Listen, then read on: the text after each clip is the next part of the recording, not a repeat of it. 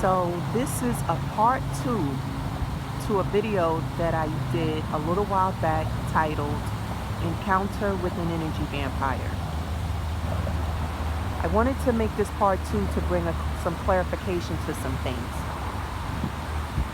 So what I discovered a little while after that, after doing some shadow work, was that I attracted that situation. And I feel like I attracted that situation because I held some unconscious beliefs within myself that I'm always a victim of racism. Thus, I attracted a racist.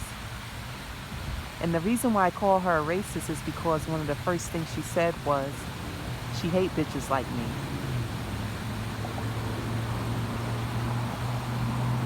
And another reason why I call her a racist is because it seemed like I triggered her when I said, you walked in and jumped on this girl's side because she looks like you.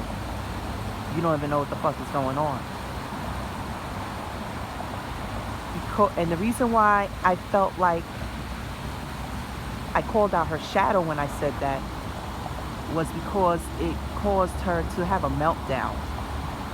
And this is something that I've noticed in the past when I talk to people on the phone and perhaps they're telling me about like some childhood experiences that they had. And then they'll tell me about some present situations that they're having. And I could see the link. Like I could just see the shadow clear as day. A little more clear in others than myself, let me just add. When it comes to myself, I do have to do a little more probing because, you know, I guess it's just easier to see outside of yourself than within yourself, especially content that is in the unconscious mind. So when I would have these conversations with people and I would say something to kind of easily try to bring to their attention that perhaps it might be their shadow, no matter how gentle I may be in this process, I notice that their voice will start changing, or it almost sounds like I'm about to bring them to tears, and sometimes that'll be an indication to me to back off, and because they're not ready for that. Because the danger of trying to force someone to see their shadow, especially when they aren't used to it and they have embraced themselves to face it, it could literally cause them to kind of have like a mental, go into like a downward spiral mentally. And so that's what I thought or felt that I noticed in that woman. So when I changed my perspective after doing the shadow work in regard to this particular encounter, I look back at the situation and I say, perhaps she wasn't a racist. And perhaps when I said to the manager, this may not make sense to anyone who haven't seen the original video, so I get you'll have to go back and watch that because I'm not gonna go all into that right now. But when I said to the manager, do you see what she's doing, referring to the clerk who I felt was being passive aggressive toward me, which she didn't look like me either, so here we go again, me thinking she's doing this because she's racist. I mean, I keep running into all these racists. At some point, I had to look at myself and go, are you really running into all these racists, or are you racist? I'm sorry, y'all excuse me. But anyway, you know, I had to take a look at myself. But anyway, when I said to the manager, do you see what she's doing, referring to the clerk staring at me, the woman who I classified as the energy vampire that I had the back and forth with, when she said, what? She's just making my sandwich. And just because she said that, that doesn't mean she was being racist.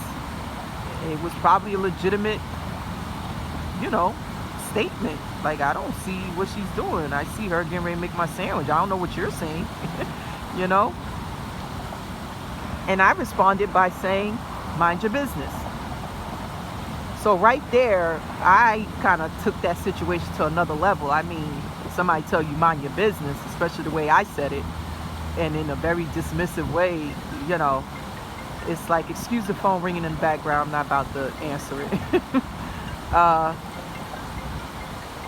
If someone says mind your business in the way I did, I mean, someone will naturally take offense and I guess have some form of a comeback as well. And that's how the back and forth started with her and I. So I'm just going to give it a minute for the phone to stop ringing.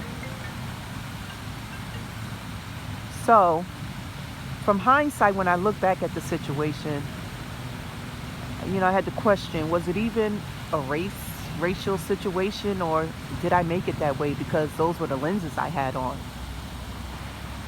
So now I'm going to fast forward. I went back to that same sandwich shop several weeks later. I walked in and I immediately see that same clerk from that day. So I said to myself, I'm going to change and shift my perspective. Because see, I already did the shadow work. So now I'm like, let me take a different approach here. So I said, I'm going to shift my perspective. And I'm going to put on different lenses. And I'm going to allow her to make my sandwich. Let's just put this to the test and see what happens here. So I walk up to the counter. I was pleasant. She was pleasant. I gave her my order. She made my sandwich. And she made it great, actually. And it was almost as if nothing had ever happened between us. I paid for my food. And I walked out the sandwich shop proudly, because I knew I had effectively integrated my shadow. Therefore, I had a completely different experience. So this is how I see that it works. And this is just one instance. I've been putting this to the test in different scenarios where I'll change my lenses and my perspective, and I have a different outcome from what I've had in the past. All right, so I hope that helps someone. And that's pretty much it, y'all. All right, I'm out.